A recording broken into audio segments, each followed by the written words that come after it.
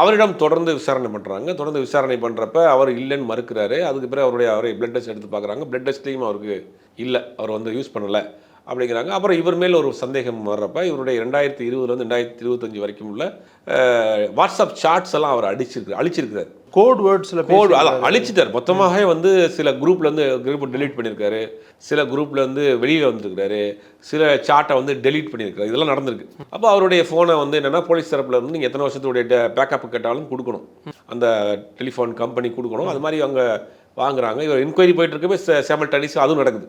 இவருடைய வாட்ஸ்அப் இவர் நம்பர் எடுத்து இவருக்கு எந்த வாட்ஸ்அப் 2020லேருந்து 25 வரைக்கும் வரப்போ இவர் பல குரூப்பில் இருந்திருக்காங்க. குறிப்பாக இந்த கொரோனா டைமில் என்ன பண்ணியிருக்காங்கன்னா இவங்க வாட்ஸ்அப் குரூப் இதுக்காகவே இந்த மாதிரியான பார்ட்டி பண்ணுறதுக்காகவே ஒரு குரூப் ஆரம்பித்து அதில் நிறையா பேர் கோட் வேர்டில் பேசிட்டு இருக்காங்க.